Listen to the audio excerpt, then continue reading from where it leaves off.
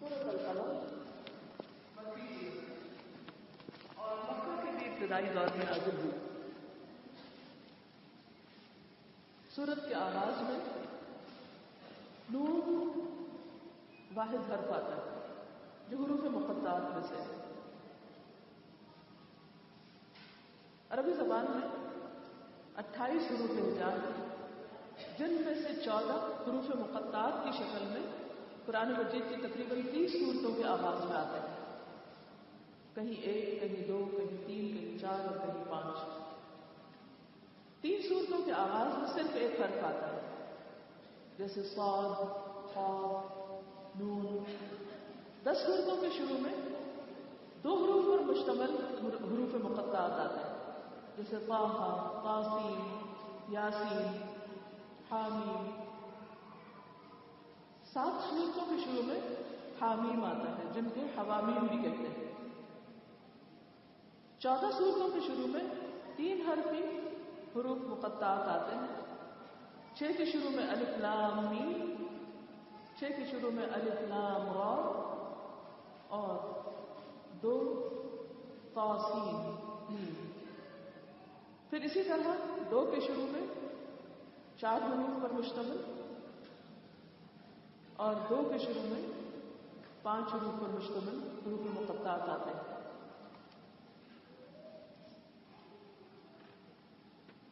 قرآن مجید عربی زبان میں نازل ہوئے اور اس کے جتنے بھی حروف ہیں، الفاظ ہیں، کلمات ہیں، جملے ہیں، آیات ہیں، صورتیں ہیں، یہ انہی حروف سے مل کر بنی.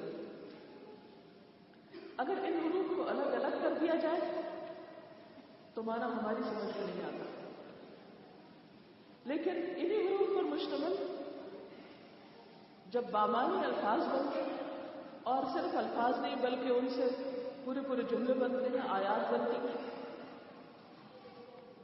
تو ان آیات پر مشتمل صورتیں ہیں اور صورتوں پر مشتمل قرآن مجید ایسی کتاب کہ جس نے اس وقت کے بڑے بڑے زبانداروں کو چیلنج کیا اور لاجواب کر کے رکھ دیا کہ اگر تمہیں اس کتاب میں کوئی شک ہے، ان کنتم فی ریب مما نزلنا علی عبدنا فأتوا بسورۃ من مثلہ، تو جاؤ اس جیسی ایک صورت بنا لو. وادعوا شہداءکم، اپنے مددگاروں کو بلا لو، ان کنتم صادقین، اگر تم سچے ہو. قرآن مجید جو حروف، کلمات، آیات پر مشتمل ہے، اس نے اپنے دور کے لوگوں کو زبردست چیلنج کیا کہ اگر تمہیں کسی بھی قسم کا کوئی شک ہے، کیونکہ کتاب کے شروع میں ہی کہہ دیا گیا کہ ذالک الکتاب لا ریب فیہ، یہ وہ کتاب ہے جس میں کوئی شک ہے ہی نہیں، ہر چیز سچی ہے، اللہ کی طرف سے ہے، حق پر مشتمل ہے، انسانوں کی ہدایت کے لیے آئی ہے، ھدی للمتقین. لیکن اگر تم اس کو نہیں مانتے اور تمہارے دل میں کسی بھی قسم کا کوئی شک ہے، کیونکہ جب شک ہوتا ہے تو انسان کا ایمان مکمل نہیں ہوتا. شک نفاق کو جنم دیتا ہے، جیسے قرآن مجید کے شروع میں ہی آتا ہے فی قلوبہم مرض، ان کے دلوں میں مرض ہے، بیماری ہے. تو امام بخاری کہتے ہیں کہ یہ مرض شک کا مرض تھا کہ انہیں قرآن مجید پر پوری طرح یقین نہ تھا کہ یہ اللہ کی کتاب ہے. تو جب کسی کا یقین نہیں ہوتا، ایمان نہیں ہوتا، اعتماد نہیں ہوتا، تو انسان اس چیز کو پوری طرح لیتا بھی نہیں، اس پر عمل بھی نہیں کرتا، اس کے مطابق اپنی زندگی کو بھی نہیں بدلتا. تو بہرحال لوگوں کو یہ چیلنج 4 بار قرآن مجید میں کیا گیا کہ اگر تمہیں کسی بھی طرح کا کوئی شک ہے تو پھر تم اس جیسا کلام پیش کرو. لیکن 1400 سال سے اس جیسا کوئی کلام پیش کر نہ سکا، اور اگر کسی نے کوشش بھی کی تو ایسا ڈھونڈا کلام پیش کیا کہ جو دور پار بھی قرآن مجید کی کہیں برابری نہیں کر سکتا تھا. تو بہرحال اللہ سبحانہ وتعالیٰ نے نون کے حرف سے اس سورت کا آغاز کیا کہ نون والقلم وما یسطرون، قسم ہے قلم کی اور اس چیز کی جو وہ لکھ رہے ہیں. قرآن مجید میں بہت سی چیزوں میں، بہت سی آیات میں، بہت سی چیزوں کی قسم کھائی گئی. عربی کا فائدہ یہ ہے کہ جب کسی چیز کی قسم کھائی جاتی ہے اور خصوصاً جب اللہ سبحانہ و تعالیٰ کسی چیز کی قسم کھاتے ہیں تو دراصل اس کی اہمیت کی طرف متوجہ کرنا مقصود ہوتا ہے یا اس کو کسی بات کے کہنے پر بطور گواہ لانا ہوتا ہے. تو وہ قلم قسم ہے قلم کی. یاد رکھیے کہ قلم وہ چیز ہے جس کی تخلیق سب سے پہلے ہوئی.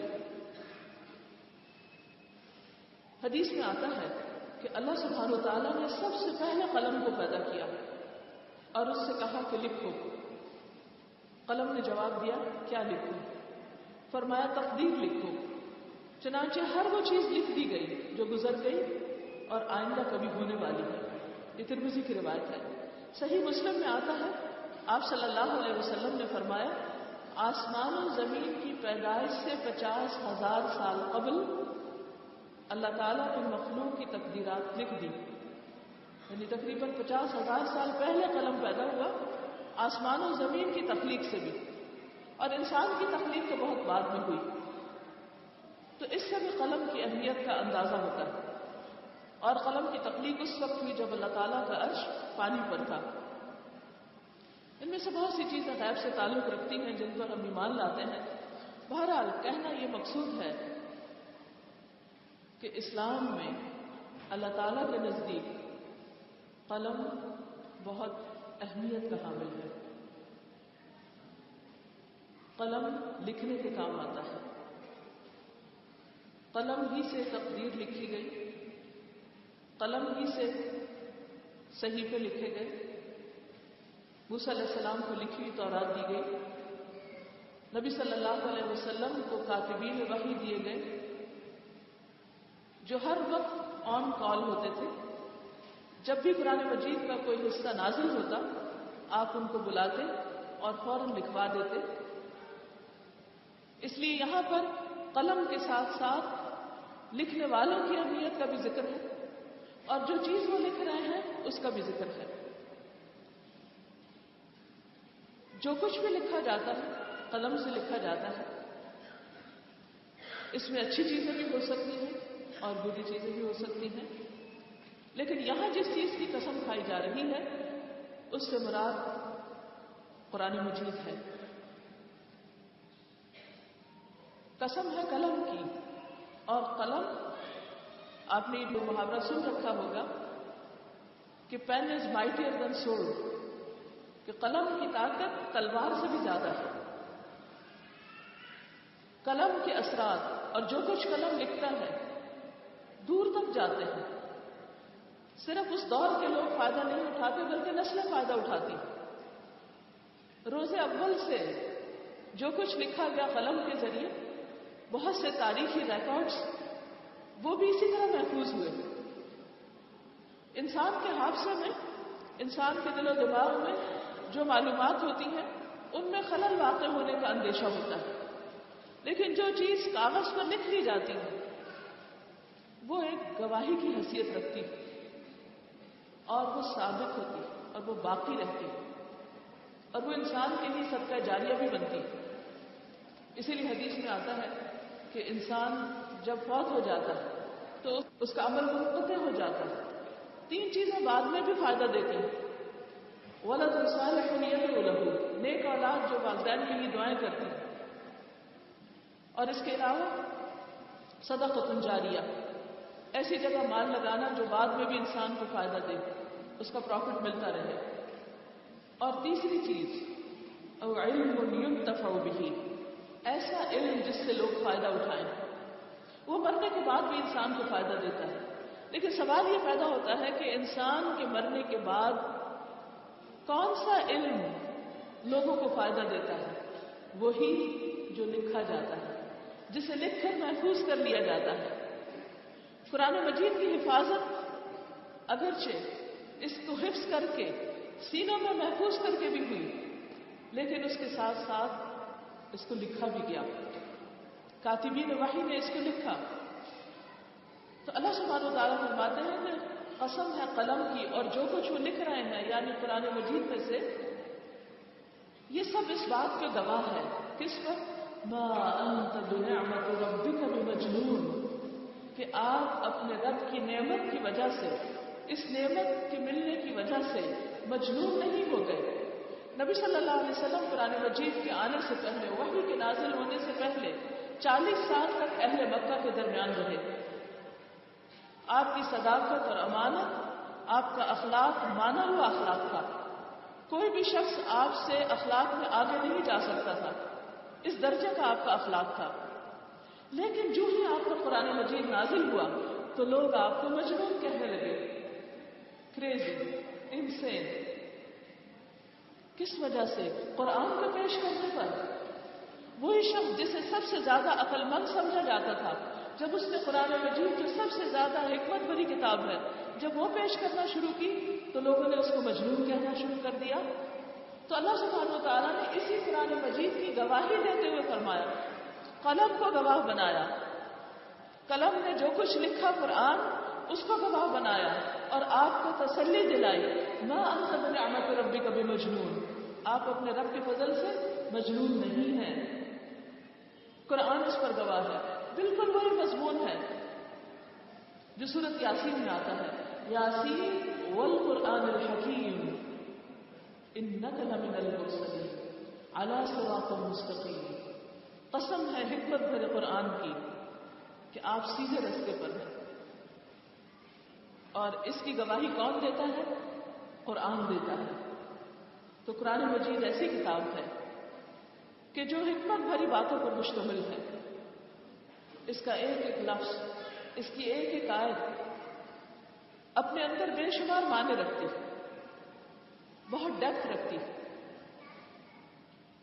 اس سے نہ صرف یہ کہ انسان کا ظاہر سنورتا ہے، نہ صرف یہ کہ معاشرہ سنورتا ہے، بلکہ انسان کا اخلاق سنورتا ہے، انسان کا تزکیہ ہوتا ہے، انسان کا اندر بدلتا ہے، انسان خدا کا مطلوبہ انسان بن جاتا ہے۔ اور یہی قرآن کا اصل معجزہ ہے، یہی قرآن کا اصل خلاصہ ہے کہ اس نے ذہنوں کو بدل ڈالا، لوگوں کی تقدیر کو بدل ڈالا، لوگوں کے طرز زندگی کو بدل ڈالا۔ دنیا میں کسی بھی ایک کتاب نے قرآن کے علاوہ ایسے اثرات پیدا نہیں کیے جو اثرات قرآن کے ہوئے۔ اس لیے اللہ سبحانہ وتعالیٰ نبی صلی اللہ علیہ وسلم کو تسلی دے رہے ہیں کہ آپ بلا خوف اس کتاب کو پیش کرتے جائیے۔ اگر وقتی طور پر آپ پر الزامات لگ رہے ہیں تو یہ کتاب خود گواہی دے گی اور آپ پر آنے والے سارے الزامات کو دھو دے گی۔ نبی صلی اللہ علیہ وسلم کی ڈیفیمیشن کا اور آپ کے اوپر الزام تراشی کا یہ سلسلہ جو آج ہم دنیا میں دیکھتے ہیں، یہ کوئی نیا نہیں ہے۔ یہ اس دور سے شروع ہوا ہے جب سے آپ نے نبوت کا دعویٰ کیا تھا، اور قرآن مجید کے پیش کرنے کے بعد یہ سب کچھ شروع ہوا کہ جن و انس آپ کے دشمن بن گئے۔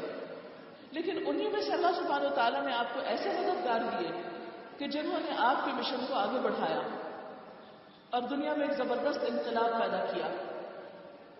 سورۃ طٰہٰ کے شروع میں بھی اللہ تعالیٰ فرماتے ہیں، طٰہٰ ما انزلنا علیک القرآن لتشقیٰ، ہم نے یہ قرآن آپ پر اس لیے نازل نہیں کیا کہ آپ کسی مشکل میں پڑ جائیں، یہ آپ کی عزت افزائی کے لیے آیا ہے، یہ آپ کے درجے بلند کرنے کے لیے آیا ہے، آپ کو بدبختی میں مبتلا کرنے کے لیے نہیں۔ لہذا آپ غمزدہ نہ ہوں، آپ پریشان نہ ہوں، آپ دل چھوٹا نہ کریں۔ خطاب تو براہ راست نبی صلی اللہ علیہ وسلم کو ہے، لیکن اس میں سبق ہم سب کے لیے بھی ہے۔ وہ سب جو قرآن کے طالب علم ہیں، وہ سب جو قرآن کے مبلغ ہیں، وہ سب جو قرآن سے محبت رکھتے ہیں، وہ سب جو قرآن کو دنیا کے تمام لوگوں تک پہنچانا چاہتے ہیں۔ آپ میں سے بہت سے لوگوں نے اس چیز کا تجربہ کیا ہوگا کہ قرآن کے بغیر جب زندگی تھی عام لوگوں کی طرح تو لوگوں میں فٹ تھے، لیکن جب قرآن پڑھنے لگے اور قرآن کے مطابق عمل بدلنے لگے تو سوسائٹی میں انفٹ ہونے لگے، اور بہت سے لوگوں کو کریزی ہونے اور فنڈامنٹلسٹ کہلانے کے اور طرح طرح کے الزامات کا سامنا کرنا پڑا۔ لیکن حقیقت یہ ہے کہ یہ سلسلہ نبی صلی اللہ علیہ وسلم کی ذات سے شروع ہوا اور آپ کے فالوورز بھی انہی گھاٹیوں سے گزرے، انہی مشقتوں سے گزرے۔ تو اس پر آپ کو خوشخبری دی جا رہی ہے کہ آپ اس پر پریشان نہ ہوں، وَإِنَّ لَكَ لَأَجْرًا غَيْرَ مَمْنُونٍ، اور بے شک آپ کے لیے ایسا اجر ہے جس کا سلسلہ کبھی بھی ختم نہیں ہوگا۔ دنیا میں جتنی بھی چیزیں ہیں جن سے انسان فائدہ اٹھا سکتا ہے، چاہے وہ مال و دولت کے انبار ہو یا اولاد ہو یا سٹیٹس ہو، کچھ بھی ہو، کوئی بھی چیز ہو، وہ سب وقت کے ساتھ ساتھ ڈھلتی جاتی ہے، ختم ہو جاتی ہے۔ حتیٰ کہ انسان جب دنیا سے جاتا ہے تو کوئی بھی چیز ساتھ نہیں جاتی، لیکن اس کے ساتھ کیا جاتا ہے؟ اس کا عمل جاتا ہے، قرآن کی روشنی جاتی ہے، اور یہ سلسلہ کبھی بھی ختم نہیں ہوتا۔ وَإِنَّ لَكَ لَأَجْرًا غَيْرَ مَمْنُونٍ، اور اس میں بھی آپ دیکھیں کہ کتنی تاکید ہے، ان بھی حرف تاکید، اور پھر لَأَجْرًا، لام بھی تاکید کا، اور اجرن جو ہے وہ نکرہ ہے، اور اس میں بھی اجرن، اس میں بھی تاکید ہے، تفخیم کے لیے آتا ہے نکرہ۔ غیر ممنون، جس میں کبھی بھی کوئی کمی نہ ہوگی۔ دنیا کی ساری چیزیں جب اپنی پیک پر پہنچتی ہیں تو ان میں تغیر آنے لگتا ہے، وہ ڈھلنے لگتی ہیں، وہ ختم ہونے لگتی ہیں، اور ایک وقت آتا ہے کہ وہ ڈوب جاتی ہیں، نظر نہیں آتی۔ لیکن قرآن پر ایمان لانا، قرآن پر عمل کرنا، قرآن کی خدمت کرنا، قرآن کو اپنی نجات کا ذریعہ بنانا، اور قرآن کے ساتھ زندگی اور موت، یہ ایک ایسا سلسلہ ہے کہ جس پر انسان کے لیے لامتناہی اجر ہے۔ وہ اجر وقت کے ساتھ ساتھ بڑھتا چلا جاتا ہے، وہ کہیں ختم نہیں ہوتا۔ وَإِنَّكَ لَعَلَىٰ خُلُقٍ عَظِيمٍ، اور بے شک آپ البتہ بلند ترین اخلاق پر فائز ہیں۔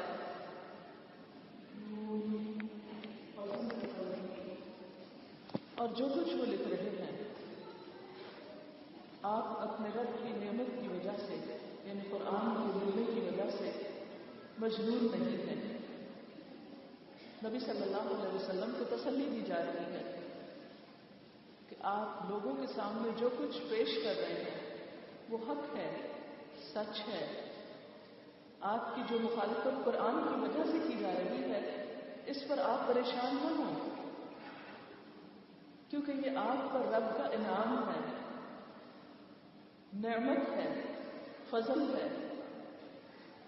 جیسا کہ عام مومنوں کو بھی بشارت دی گئی ہے، قُلْ بِفَضْلِ اللَّهِ وَبِرَحْمَتِهِ فَبِذَلِكَ فَلْيَفْرَحُوا هُوَ خَيْرٌ مِّمَّا يَجْمَعُونَ، کہہ دیجئے کہ اللہ کے فضل، باؤنڈی اور اس کی رحمت، اس کی مرضی، یعنی قرآن کے آنے کی وجہ سے فَبِذَلِكَ فَلْيَفْرَحُوا، انہیں چاہیے کہ خوش ہو جائیں، کیونکہ یہ قرآن ہوا خیر، بہتر ہے، مما، ان سب چیزوں سے، یجمعون، جن لوگ سمیٹ رہے ہیں۔ آج بھی آپ دیکھیے کہ جب کوئی شخص قرآن پڑھنے لگتا ہے یا قرآن کے مطابق، اللہ کی رضا کے مطابق اپنی زندگی میں کوئی تبدیلی لانے لگتا ہے، تو لوگوں کی طرف سے اس کو کیا کہا ملتا ہے؟ کریزی، جنون ہو گیا، پاگل ہو گئے۔ کیونکہ عام لوگ جو قرآن کے بغیر زندگی بسر کرتے ہیں، ان کا ہدف، ان کا سورس آف نالج، ان کا مبلغ علم وہ دنیا ہوتی ہے، وہ دنیا اورینٹڈ ہوتے ہیں۔ لیکن قرآن ہمیں آخرت اورینٹڈ بناتا ہے۔ قرآن کا طالب علم، قرآن کا پڑھنے والا، قرآن پر ایمان لانے والا اپنی زندگی کی بنیاد جب رکھتا ہے، جب بیسس کسی چیز کو بناتا ہے، تو وہ یہ دیکھتا ہے کہ اس کا آخرت میں کیا فائدہ ہوگا، اور یہ چیز وہ بعد میں دیکھتا ہے کہ دنیا میں کیا فائدہ ہوگا۔ وہ کام کرنا چاہتا ہے جس سے اس کو لانگ ٹرم فائدے حاصل ہو، جس سے اس کی ہمیشہ ہمیشہ کی زندگی سنور جائے، جس سے وہ جنت الفردوس کے اعلیٰ منزل تک پہنچ جائے، اور اس کے لیے وہ دنیا کی چیزوں کی قربانی بھی کرتا ہے۔ بعض اوقات حرام کے ذریعے اس کو ایک بڑا فائدہ ملنے والا ہوتا ہے، لیکن وہ اس کو چھوڑ دیتا ہے۔ کیوں؟ اس لیے کہ وہ آخرت کے اعتبار سے نقصان دہ ہے۔ وہ کسی پہ ظلم نہیں کرتا، کسی کا حق نہیں مارتا، خواہ اس کے نتیجے میں اس کو بہت بڑا فائدہ ہی کیوں نہ ملنے والا ہو، کیونکہ اس کو معلوم ہے کہ اگر آج میں کسی پر ظلم کروں گا تو کل آخرت میں خود مجھے اس کا بدلہ مل کر رہے گا، مجھے اس کی جزا بھگتنا ہوگی، کیونکہ قیامت کا دن تو ہے ہی یوم الدین، جزا اور سزا کا دن، بدلے کا دن۔ آج انسان جو کچھ بھی کر رہے ہیں وہ کل ان کے سامنے آنے والا ہے۔ لہذا ما انت بنعمت ربک بمجنون وان لک لاجرا غیر ممنون۔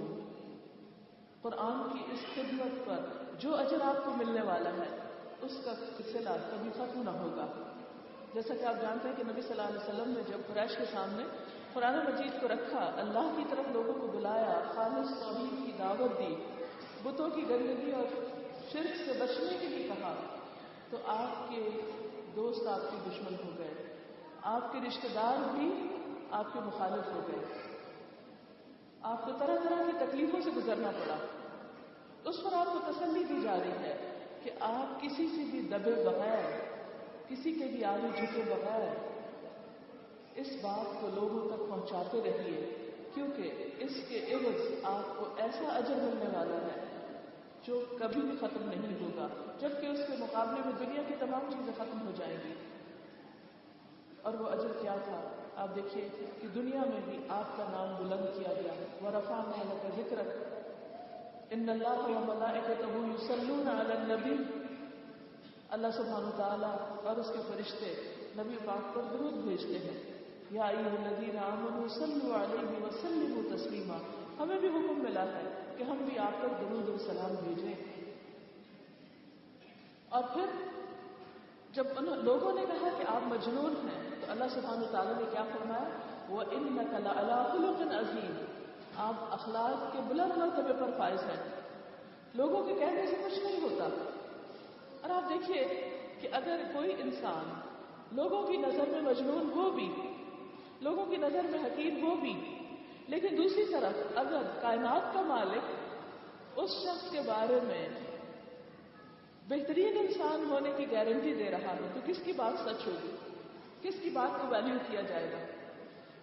اگر کوئی شخص پوری دنیا بھی اس کی مخالفت کرے، پوری دنیا کے لوگ بھی اس کے خلاف ہو جائیں، اس پر باتیں بنانے لگے، اس کے لیے زندگی حرام کرنے لگے، لیکن اگر ایک اللہ جو اس کائنات کا رب ہے، خالق ہے، مالک ہے، وہ اگر اس انسان سے راضی ہے، وہ اس انسان سے خوش ہے، تو یہ شخص پوری دنیا کی مخالفت کے باوجود بھی کامیاب ترین انسان ہے، خوش قسمت ترین انسان ہے۔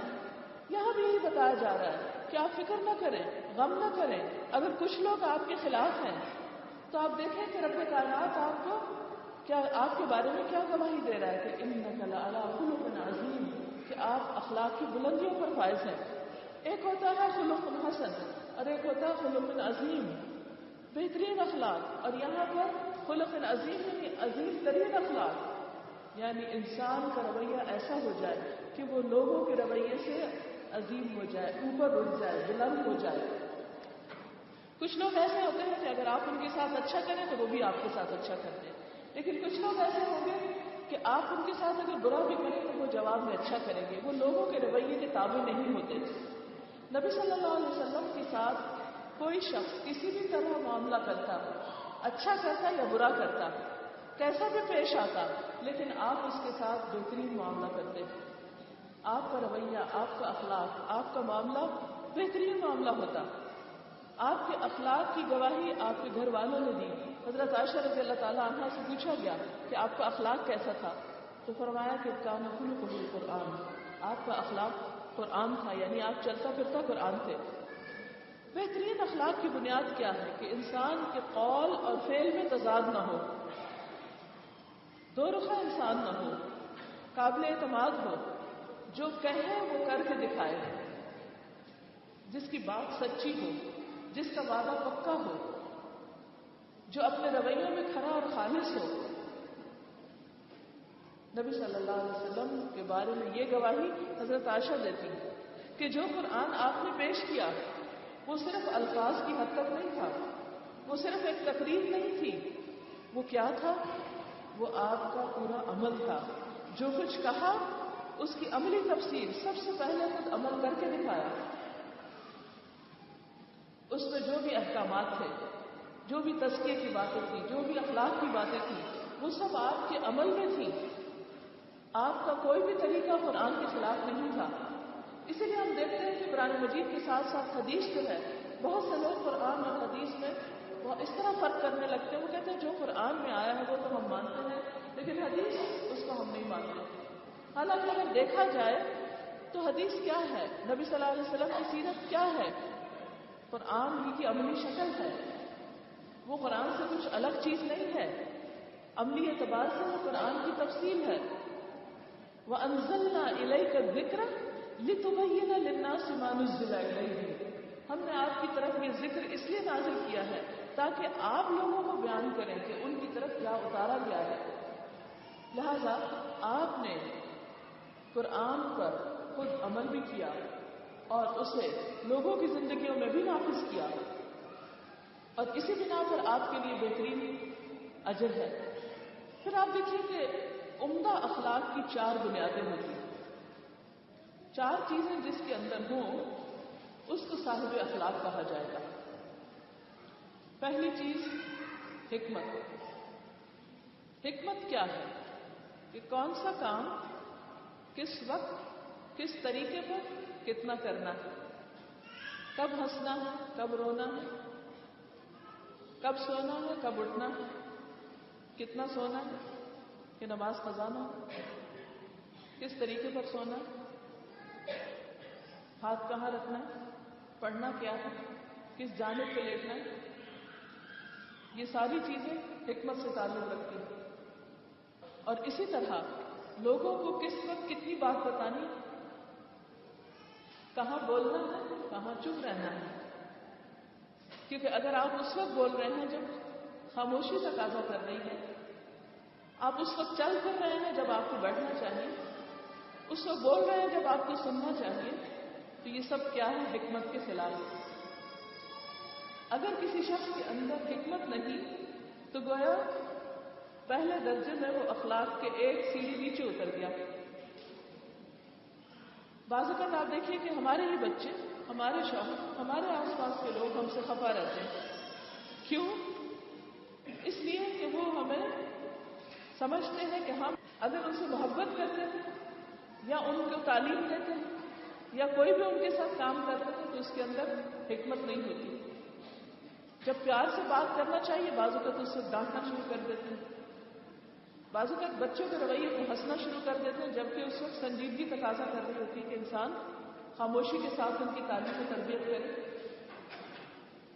تو جس انسان کو حکمت مل گئی اللہ سبحانہ وتعالیٰ کی طرف سے ملتی، یؤتی الحکمت من یشاء ومن یؤت الحکمت فقد اوتی خیرا کثیرا. وہ جس کو چاہتا ہے حکمت دیتا ہے، اور جس کو حکمت مل گئی اس کو خیر کثیر مل گئی، بہت بڑی بھلائی مل گئی. تو جس شخص کے انداز، گفتگو، معاملات، رویے حکمت پر مبنی ہو وہی صاحب اخلاق ہے. اور اس میں نبی صلی اللہ علیہ وسلم سے اوپر کوئی بھی نہیں جاتا.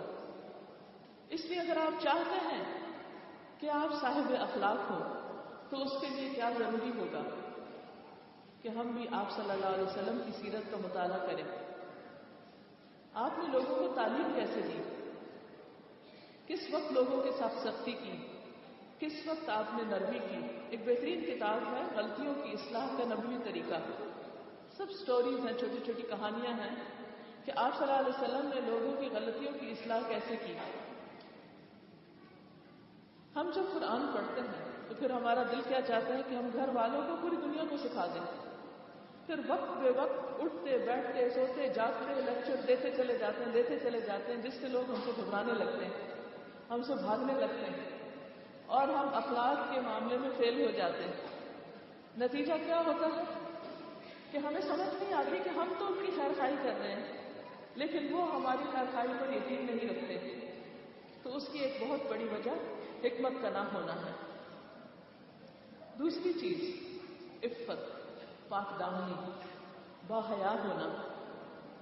عام طور پر اخلاق کیا سمجھا جاتا ہے کہ انسان کسی سے مسکرا کے پیش آئے یا سلام کر لے یا عاجزی اور ہیوملٹی کے ساتھ دوسروں کے ساتھ رویہ اختیار کرے. لیکن انسان کی زبان، اس کے رویے، ان سب کے اندر شرم و حیا کا خاص خیال رکھنا یہ اخلاق کا حصہ ہے. اسی لیے نبی صلی اللہ علیہ وسلم نے کبھی اپنی زبان سے اپنے منہ سے ایسا لفظ نہیں نکالا تھا کہ جس کے اندر بے حیائی ہو. سختی میں بھی، غصے کے وقت میں، کسی بھی طور پر آپ فحش گو نہ تھے، چیخنے چلانے والے نہ تھے، چیخ چلا کے بولتے نہیں تھے. تورات میں بھی آپ کی جو صفات بیان کی گئی ہیں ان میں بھی آپ کے بارے میں آتا ہے کہ آپ بازاروں میں شور مچانے والے نہیں تھے. اتنے ہی والیوم سے بات کرتے تھے کہ جس سے دوسرے کو بات سمجھ میں آ جائے، نہ بہت کم اور نہ بہت اونچا، بلکہ لوگوں کے لیول پر، ان کی سطح پر. حتیٰ کہ بعض قبائل کے ساتھ انہی کے ڈائلیکٹ میں بھی بات کرتے تاکہ ان کو بات سمجھ میں آ جائے. آپ کے حیا کے بارے میں آتا ہے کہ آپ کسی کنواری باحیا دوشیزہ سے بھی زیادہ باحیا تھے. پھر تیسری چیز شجاعت، بہادری. یہ اخلاق کا ایک بہت بڑا حصہ ہے. حکمت اور عفت، شرم و حیا اس بات کا تقاضا کرتی ہے کہ انسان کانفیڈنٹ بھی ہو، بولڈ ہو. بولڈ ہونا اور بدتمیز ہونا دو الگ چیزیں ہیں. ضرورت کے وقت حق بات بیان کرتے وقت خاموش نہیں رہنا چاہیے، کیونکہ ایسا ہونا بھی شیطان کا بھائی ہونا ہے. شیطان الاخرس. اور بلا وجہ باتیں کرنا شیطان الناطق، بولنے والا شیطان. ان دو کے درمیان کا رویہ اختیار کرنا ضروری ہے. امر بالمعروف اور نہی عن المنکر مسلمان کا ایک بنیادی فریضہ ہے. ہم سب پر لازم ہے کہ ہم دوسرے کو اچھی بات بتائیں اور برائی سے روکیں. یہ کام صرف اس وقت ہو سکتا ہے جب ہمارے اندر بہادری ہو، جرأت ہو، بزدلی نہ ہو. نبی صلی اللہ علیہ وسلم نے جو دعائیں مانگی ان میں آپ نے بزدلی سے بھی پناہ مانگی. 8 چیزیں ہیں جن سے آپ نے بچنے کی دعا کی ہے.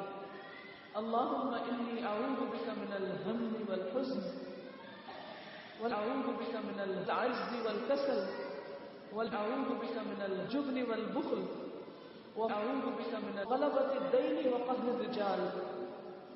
اللہم انی اعوذ بک من البخل، من الہم والحزن. اے اللہ میں تجھ سے مدد چاہتا ہوں اور تیری پناہ چاہتا ہوں. کس چیز سے بچنے کے لیے؟ غم سے. غم، فکر، پریشانی، ڈپریشن، ہر وقت افکار میں گھرے ہونا، مستقبل کا خوف، ماضی کی پریشانیاں، موجودہ حالات کے بارے میں دل کا ہر وقت ملول رہنا. اللہ کے رسول صلی اللہ علیہ وسلم نے اس سے پناہ مانگی کہ اللہ تو اس سے بچا. کیونکہ جب کسی انسان کے دل میں غم ہوتا ہے تو وہ اس کے چہرے سے ٹپکنے لگتا ہے.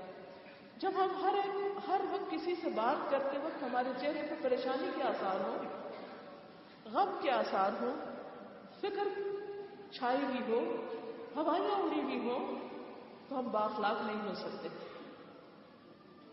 اس کے ساتھ ہم حزن، غم، دوسروں کا غم، میرے بچے کا کیا ہوگا، میرے بہن بھائیوں کا کیا ہوگا، ماں باپ بوڑھے ہو رہے ان کا کیا بنے گا، اس کا غم، اس کا غم، ساری دنیا کے غم ہم نے پال رکھے. جب انسان اللہ پر توکل کرتا ہے اور سمجھتا کہ رازق وہ ہے، سب سے بڑا خیال رکھنے والا وہ ہے، ہمیں اس نے دیا ہے، ان کو بھی وہی دینے والا ہے. جب ہم بچے سے تھے کس نے پالا، کس نے انتظام کیا؟ ماں کے پیٹ میں رزق کا بندوبست کس نے کیا؟ پیدا ہوتے ہی رزق کا بندوبست کس نے کیا؟ اس نے کیا. وہ آج تک جتنی بھی میری عمر ہے اس نے مجھے رزق دیا ہے، وہ آج بھی دے رہا ہے، وہ کل بھی دے گا. اس لیے غم اور حزن 2 ایسی بیماریاں ہیں کہ جن کی موجودگی میں انسان کبھی بھی صاحب اخلاق نہیں ہو سکتا. پھر اسی طرح والجبن والبخل، بزدلی سے پناہ مانگی اور بخل سے پناہ مانگی. بزدلی کیا ہے؟ کہ انسان لوگوں سے ڈرتا رہے اور جہاں حق بات کہنی چاہیے وہاں بھی نہ کہے، یا یہ ہے کہ بے حیا ہو جائے اور جو نہیں کہنا چاہیے وہ بھی کہہ ڈالے. اور اسی طرح بخل، دل کی تنگی. دل کی تنگی یعنی بخل مال کا بھی ہوتا ہے اور دل میں بھی ہوتا ہے. جب انسان کی نظر کوتاہ ہوتی ہے، جب اس کی سوچ چھوٹی ہوتی ہے، اس کا دل چھوٹا ہوتا ہے، اس کا ضرب چھوٹا ہوتا ہے، تو اس کا نقصان کیا ہوتا ہے کہ انسان کسی کے لیے وہ نہیں چاہ سکتا جو وہ اپنے لیے چاہتا ہے. اور اسلام میں اخلاق کے لیے انتہائی ضروری ہے، جو کہ ایمان کے ساتھ جڑا ہوا ہے. اسلام میں ایمان، اخلاق، عبادات، معاملات الگ الگ چیزیں نہیں، یہ ایک ہی درخت کی مختلف شاخیں. بنیاد میں اگر ایمان ہے تو ہی وہ اخلاق کو سینچے گا، کیونکہ جو چیز انسان اللہ کے لیے کرتا ہے وہی پائیدار ہوتی ہے. جو صرف لوگوں کے دکھاوے کے لیے اور لوگوں سے واہ واہ اور لوگوں کے اپریسیشن کے لیے کرتا ہے وہ کبھی باقی نہیں رہتی. جب لوگوں کے رویے کے تابع ہو کے کرتا ہے تب بھی اس کا اخلاق باقی نہیں رہتا. تو بہرحال نبی صلی اللہ علیہ وسلم نے فرمایا کوئی شخص اس وقت تک مومن نہیں ہو سکتا جب تک وہ اپنے بھائی کے لیے وہی نہ پسند کرے جو اپنے لیے پسند کرتا ہے. یہ ہمیں اخلاق کا معیار دے دیا گیا. لیکن جس شخص کے اندر بخل ہوتا ہے وہ کبھی بھی کسی بھی قیمت پر دوسرے کے لیے وہ پسند نہیں کرتا جو وہ اپنے لیے کرتا ہے. وہ ساری خیر اور بھلائی کو اپنی ذات تک محدود کر لیتا ہے اور جب دوسروں کو دینے کا وقت آتا ہے تو تعویلیں کر لیتا ہے. اس کو اپنے اندر اپنی ضرورت تو معلوم ہو جاتی ہے، دوسروں کی ضرورت وہ پہچانتا نہیں ہے. اگر ہم صرف اس ایک اصول پر عمل کریں کہ جو اپنے لیے چاہتے ہیں وہی دوسروں کے لیے چاہیں تو زندگی بہت آسان ہو جائے. ہمیں لوگوں کی بہت سی ایسی باتیں جو ناپسند ہیں وہ پسند آنے لگے. جن باتوں پر ہم دوسروں کو کوڑتے ہیں، ان کو کرٹیسائز کرتے ہیں، ان کو کنڈیم کرتے ہیں، ان کو ہم برا بھلا کہتے ہیں، وہ چیزیں ہمیں خود بخود سمجھ میں آنے لگی. اگر ہم دوسرے کی جگہ پر خود کو رکھ لیں تو بہت سی چیزوں کی اصلاح ہو جائے. پھر وہ چیز جس سے آپ نے پناہ مانگی، اللہم انی اعوذ بک من الہم والحزن والعجز والکسل. عجز اور کسل سے. عجز کیا ہے؟ بے ہمتی، اور کسل سستی. بے ہمتی اور سستی جو ہے عاجزی اور درماندگی ایسی کہ انسان کوئی کام کرنے کے لیے اٹھے ہی نہ اور کاموں کو ڈیلے کرتا رہے. نماز ہے تو ڈیلے کرتا رہے، کوئی وعدہ پورا کرنا ہے تو اس میں بھی ڈیلے. ہر کام میں سستی، ہر کام میں تاخیر، چاہے امتحان کا معاملہ ہو، چاہے کوئی اور فریضے کی ادائیگی کا معاملہ ہو. اور یہ بھی دراصل اس کی بھی بنیاد اندر ہی جا کر لگتی ہے. اور اس سستی کے ہوتے ہوئے بھی انسان با اخلاق نہیں ہو سکتا. یہ بھی حسن اخلاق کے منافی ہے. کیونکہ مثلاً اگر آپ کو کوئی آپ کی والدہ کہتی ہے کہ جاؤ ایک پانی کا گلاس لے آؤ، آپ کہتے ہیں اچھا لے آتی ہیں، اچھا لے آتی ہیں. وہ پھر بلاتی، پھر آپ کہتے ہیں اچھا لے آتی ہیں. تو آپ دیکھیے کہ اس سے بھی انسان اخلاق کی حد سے گر جاتا ہے. بس ایک کام جو آپ نے کرنا ہے اگر آپ اس کو وقت پر کر لیں تو اس کے بہت سے فائدے ہیں. لیکن اگر آپ ان میں تاخیر کرتے ہیں، ڈیلے کرتے ہیں، بس کسی نے کوئی کام کہا، اگر آپ فوراً کر دیں گے تو اگلے کا دل خوش ہو جائے گا. لیکن اگر آپ اچھا آج کرتا ہوں، کل کرتا ہوں، کل کرتا ہوں، تو اس سے آپ دیکھیے کہ دوسرے کے دل میں کتنی تنگی پیدا ہوگی. نتیجہ کیا نکلے گا کہ آپ کبھی بھی اخلاق کے اعلیٰ معیار میں پورے نہیں اتر سکتے. اسی طرح امن غلبۃ الدین وقہر الرجال، قرض کے غلبے سے کہ اللہ مجھے قرض سے مغلوب ہونے سے بچا. کیونکہ جب انسان مقروض ہوتا ہے، جب انسان قرض تلے دب جاتا ہے تو بھی اس کے اندر طرح طرح کے ہموم اور افکار پیدا ہو جاتے ہیں، لوگوں کی نظروں میں وہ گر جاتا ہے. لہذا اگر آپ اس وقت اچھے اخلاق کا مظاہرہ بھی کرتے ہیں تو دوسرے کیا سمجھتے ہیں کہ آپ صرف مطلب کی وجہ سے اچھا اخلاق پیش کر رہے ہیں. اور قہر الرجال، لوگوں کا مجھ پہ غلبہ اور لوگ میرے اوپر اتنا مجھے پریشرائز کر دیں اور اتنا میرے اوپر چھا جائے کہ مجھے اپنے ہوش و حواس باقی نہ رہے، یا یہ کہ ان کے رویے کے تابع ہو کر میں اچھا عمل کروں، تو یہ بھی حسن اخلاق کے منافی ہے. تو نبی صلی اللہ علیہ وسلم نے ایک طرف جہاں پر صبر اور استقامت سے کام لیا، عفت و حیا سے کام لیا، حکمت سے کام لیا، وہاں دوسری طرف آپ نے ایسی دعائیں بھی مانگی، اللہ تعالیٰ سے مدد مانگی ان تمام چیزوں. اب آپ دیکھیے یعنی ان تمام چیزوں کا مقابلہ کرنے کے لیے جو انسان کو بد اخلاق بناتی ہیں